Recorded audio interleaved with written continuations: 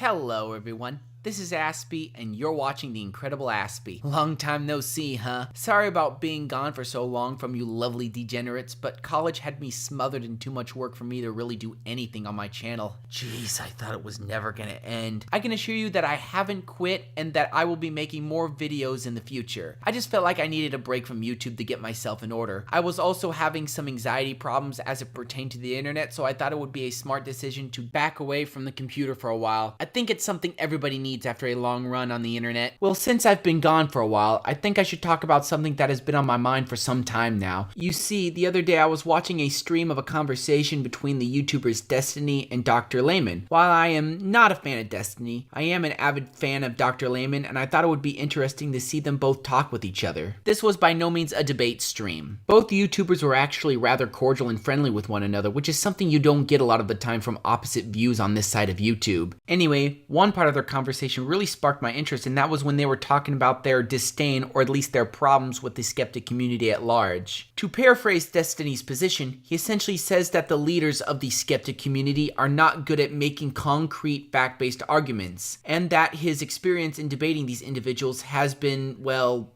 terrible. I think he even said that it caused him to rethink his position on no platforming because of how bad of an experience it has been for him. And what was funny was that Dr. Layman pretty much agreed, saying that many of them have no idea what they are talking about. While I disagree with Destiny's position on no platforming, he is honest in his biases, and to an extent I can see where he's coming from. I mean, how many of the quote-unquote skeptics are actual intellectuals? Not a lot of them. In fact, I can only name 3 off the top of my head. Those would be Aiden Paladin, Teal Deer, and Dr. Layman. Now, I'm not trying to be elitist in saying that you have to be college educated in order to make strong arguments, but it seems that because of their lack of education, they don't tend to make productive points. A lot of them just seem interested in doing their bread and butter feminist Ownage videos. Now, I'm not gonna lie when I say that I enjoy a good libtard Ownage video every now and then. Most things are fine in moderation, but while it may be fun for a moment, in the end it just feels, well, hollow. To put it in other words, you cannot build a strong, healthy body on dessert alone. There eventually needs to be something with vitamins and nutrients added to your diet, and this strikes right to the core of what I'm trying to say. What have you accomplished if your only response to an argument is,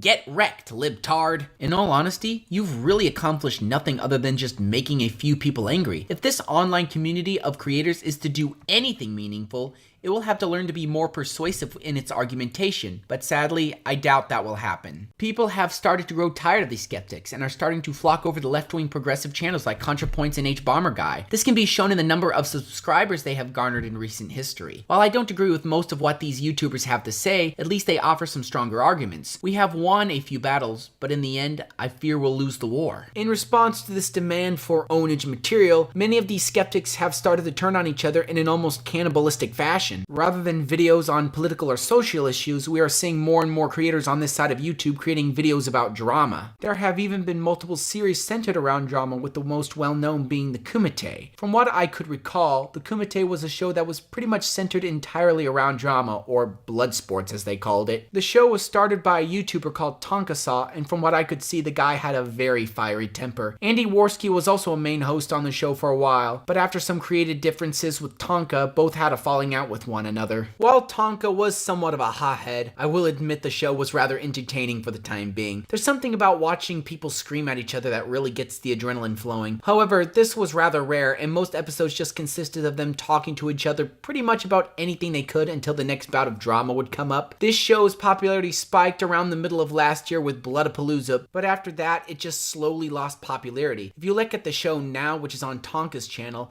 it isn't doing very good. While they aren't losing any subscribers, they aren't gaining any either, and their views have taken a sharp nosedive. Andy Worski's channel is also not doing very good, but that may be due to, well, other reasons. Fucking shit. This is what a nigger looks like. Like, you know, there are black people, and then there are niggers. Just like good old Chris Rock would say. This is a definition of a nigger in the making. Geez, Andy, you might want to talk to Geek Thulu about toning down the racial slurs a little bit. I like racial humor as much as the next guy, but that was just plain wrong. It was a kid, for God's sake. All kids act like that to a certain extent.